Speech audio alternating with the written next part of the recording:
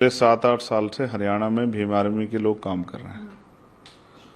लोकसभा चुनाव में हमने सभी लोगों को मौका दिया कि वो लोग लड़ें, क्योंकि वो देश स्तर का चुनाव था। असेंबली चुनाव में और लोकसभा चुनाव में बहुत फ़र्क है। हमारी पार्टी ने वहाँ लंबे समय से तैयारी की है और अच्छे मजबूत काम करने वाले, जिनकी खुद की पहचान है, क्षेत्र में जिन लोगों ने काम किया है, ऐसे अच्छे प्रत्याशी और भीम आर्मी आज़ाद समाज पार्टी का संघर्ष हमारे साथ है। वहाँ की स्टेट की टीम ने मजबूती से जिला, विधानसभा, बूथ सेक्टर का संगठन बनाया। उसके जरिए हम लोग चुनाव लड़ेंगे और मेरा विश्वास है कि आज़ाद समाज पार्टी और जो अलायंस जेजेपी के साथ हमारा हुआ, मिलके जो है एक मजबूत विकल्प जो है हरियाणा में बनेगा, ऐसा मेरा विश्वास है। देखिए, पार्टी ने जो तय किया है कि 20 सीटें वो सीटें हैं जिनमें हम लोग बहुत अच्छी तरह से फाइट कर सकते हैं, जिसके जातिगत समीकरण, क्षेत्रीय आधार हमारे साथ हैं, जिनकी तैयारी हमारी एक नंबर की है। उन सीटों पे ही हमने तय किया कि हमारे प्रत्याशी लड़ेंगे और मेरा विश्वास है कि जिस तरह से लंबे समय से हम लोगों ने काम किया, पाठशाला चला के, जनहित के मुद्दों पे सवाल खड़े करके, आंदोलन करके, चाहे वो पुरानी पेंशन का मामला हो, चाहे बैकलॉग का मामला हो, लेटरल एंट्री, संविदा, आउटसोर्सिंग, ठेकेदारी के जरिए जो पक्की नौकरियां ख़त्म करके कच्ची नौकरियां दी जा रही, इनके विरोध में आंदोलन हो, चाहे बढ़ती महंगाई के खिलाफ हो, बेरोजगारी के खिलाफ हो, चाहे महिला सशक्तिकरण सुरक्षा का विषय हो, चाहे किसानों की फसलों का दाम हो, या मजदूरों के लिए न्यूनतम वेतन की बात है। अच्छे जो हमारी पॉलिसी में है कि गरीबों के लिए अच्छे स्कूल खुलें, किसान का बेटा भी, मजदूर का बेटा अच्छी पढ़ाई कर पाए, अच्छे हॉस्पिटल मिले जिनमें इलाज की व्यवस्था प्रॉपर जो है, वहाँ मशीनें हों जांच के लिए, चाहे वो ईसीजी हो, अल्ट्रासाउंड हो या एक्सरे मशीन हो, तमाम चीज़ों पे लंबे समय से हम लोग काम कर रहे हैं।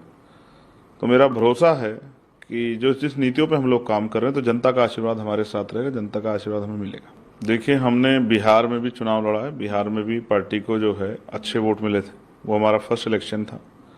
हमने यूपी में भी चुनाव लड़ा, मध्य प्रदेश, राजस्थान में चुनाव लड़ा। राजस्थान में जो 2023 का था असेंबली, हम लोग 3-4 सीटें बहुत कम अंतर से हार गए और 12-13 सीटों पे हम लोग तीसरे नंबर पर रहे। फिर यूपी में पार्लियामेंट का जब चुनाव आया, तो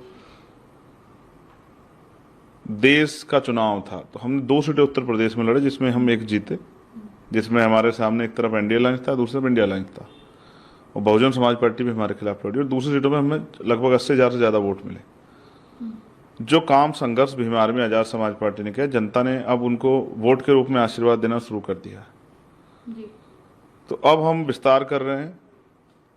जो सफलता हमें हरियाणा में हाथ नहीं लगी, मेरा भरोसा है राजस्थान में हमें नहीं मिली, वो हरियाणा से हमारे हिस्से में आएगी, क्योंकि हरियाणा उत्तर प्रदेश से सटा हुआ है और क्योंकि मेरे घर के करीब है, बिल्कुल सहारनपुर से जुड़े हुआ बहुत सारा क्षेत्र है हरियाणा का, जिसमें पंचकुला है, अम्बाला है, जमुनानगर है, यमुनानगर, जगाधरी है, करनाल है। तो मेरा भरोसा है कि इस बार जो है पहली सफलता और पहला जो है जो असेंबली में हमारा रिप्रेजेंटेशन, वो हरियाणा के जरिए जाएगा। सेंटर में तीसरी बार उनकी सरकार है, उत्तर प्रदेश में दूसरी बार उनकी सरकार है, कई और स्टेटों में सरकार है। वो भय की राजनीति करते हैं, डरा के लोगों को वोट लेना चाहते हैं, जबकि उनकी खुद की सरकार है और तमाम तरह से बुलडोजर और तमाम तरह की जो कानूनी कार्रवाई वो करते हैं, जो संविधान के, लोकतंत्र के, न्याय प्रक्रिया और न्यायपालिका के विरोध में होती है। उसके बावजूद भी वो जनता को डराना चाहते हैं। एक मुख्यमंत्री के तौर पर ये उनकी सबसे बड़ी कमजोरी है। उत्तर प्रदेश में आज ही 2 बड़ी घटनाएं, एक कल घटी है जहाँ 4 साल के बच्चे का अयोध्या में रेप हुआ है, और फरुखाबाद में 2 बच्चियों को एक ही जो है चूनी से मार के लटका दिया गया है। जिन मुख्यमंत्री कार्यकाल में बेटियां सुरक्षित ना हो और छोटी छोटी बच्चियों पर अन्याय अत्याचार हो, उनकी हत्याएं हो, उनके साथ रेप हो, उन मुख्यमंत्री को राजनीति से ऊपर बढ़ के भी अपने प्रदेश की कानून व्यवस्था के बारे में सोचना चाहिए। वहाँ मुख्यमंत्री फेल नजर आते हैं और घटनाओं से ध्यान हटाने के लिए 69 शिक्षक भर्ती का जो मामला था, वो सुप्रीम कोर्ट चला गया है। पुलिस भर्ती में जब घोटाला हुआ था, हमारी मांग पर उन्होंने दोबारा से पुलिस भर्ती कराई, और तमाम तरह के ऐसे विषय हैं जिन पे उनको जवाब देना चाहिए। वो समझदार आदमी हैं, तो वो सोचते हैं कि पहले से इस तरह की बात कर दिया कि जनता का ध्यान बुनियादी मुद्दों से हट जाए। किसानों को बाढ़ से बड़ी परेशानी हुई, फसलों का बहुत नुकसान हुआ, मुआवजे के नाम पे कोड़ियाँ दिखाई गई, मैं जिस क्षेत्र से लोकसभा चुनाव जीत के आया हूँ वहाँ पर गुलदारों का बहुत बड़ा हमला है। मैंने केंद्रीय मंत्री को पत्र लिखा है, स्टेट मिनिस्टर को भी लिखा है। तमाम तरह से जो है इंसान 24 से ज़्यादा लोगों की जान चली गई है। मैं समझता हूँ कि मुख्यमंत्री उत्तर प्रदेश के जनता के बारे में कम चिंतित हैं, अपनी पार्टी के बारे में, अपनी कुर्सी के बारे में ज़्यादा चिंतित हैं। मैं समझता हूँ उनकी चिंता लाजी हमारी बड़ी नेता है, मैं उनका हमेशा सम्मान करता हूँ। मेरी नज़रों में उनका जो व्यक्तित्व है वो महापुरुष की जैसा है। उन्होंने बहुत काम किया है और एक लंबे समय तक उन्होंने सेवाएं दी। अब हमारी जिम्मेदारी बनती है कि उनके अधूरे काम को हम लोग पूरा करें। काशीराम साहब, बाबा साहब का सपना भी अधूरा है।